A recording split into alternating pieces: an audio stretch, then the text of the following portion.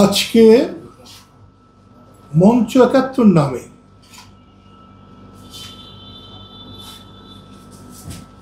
ওটা কি বলে, রিপোর্টার্স ইউনিটি একটি আলোচনা সভা, সেখানে আমাদের নেতা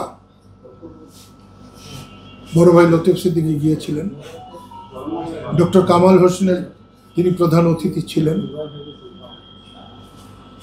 ZI খান পান্না তিনি আমন্ত্রিত ছিলেন। ঠিক এ সময় পুলিশরা বলেছে কয়েকশো, কিন্তু আয়োজকরা আমাকে বলেছে ১৭ নিচে, ১০০-এর নিচে মপ গিয়ে তাদের অনুষ্ঠান আলোচনা বানচাল করে দিয়েছে।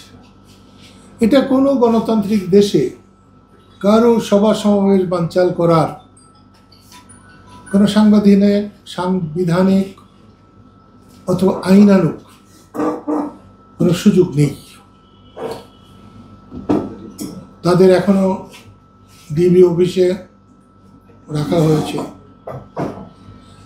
আপনারা জানেন লতিফ ভাই অন্য ধরনের মানুষ।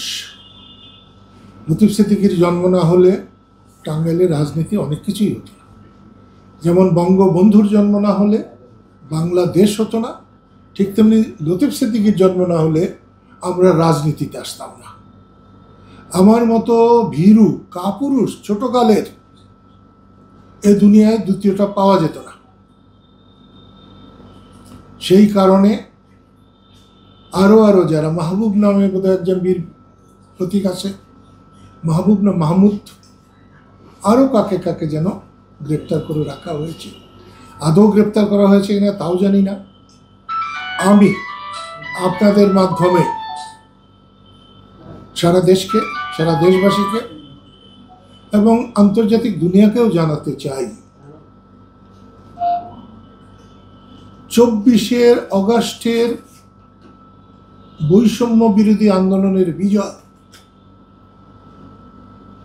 আমি স্বাধীনতার কাছাকাছি মনে করি এবং সেই বিজয়ের সফলতা আমি সবসময় কামনা করি।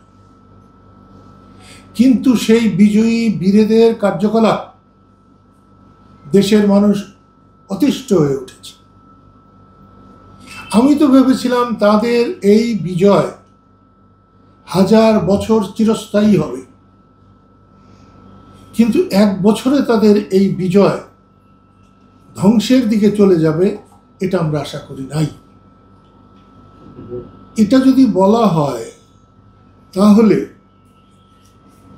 আওয়ামী স্বৈরাচারের চাইতে, আওয়ামী স্বৈরাচারের দোসরদের চাইতে এই স্বৈরাচারে তো অনেক বড় স্বৈরাচার। মানুষকে কথা বলতে দিচ্ছে না, মত প্রকাশ করতে দিচ্ছে না। বাংলাদেশে একমাত্র সবচেয়ে বড় সমস্যা সুন্দরভাবে নিরপেক্ষভাবে একটি ভোট অনুষ্ঠান, ভোটাররা যাতে ভোট কেন্দ্রে গিয়ে ভোট দিতে পারে, এটার মস্ত বড় সংস্কার দরকার, নিরাপত্তা আনা দরকার। আর অন্য কিছু অনির্বাচিত কারুর দ্বারাই করা সম্ভব না, উচিত না, এবং সেটা মানুষ মেনে নেবে না।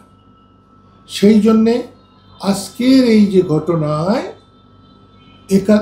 মঞ্চ ৭১-এর শ্রোতা এবং যারা বক্তা ছিলেন, কম বেশি উভয়কেই যে পুলিশ ধরে নিয়ে গেছে, তাদের সসম্মানে মুক্তি দেওয়া হোক এবং ভবিষ্যতে যাতে এ ধরনের ঘটনা না ঘটে অন্তর্বর্তীকালীন সরকারের প্রধানের কাছে, অধ্যাপক ইউনূসের কাছে আমি এটা আশা করব।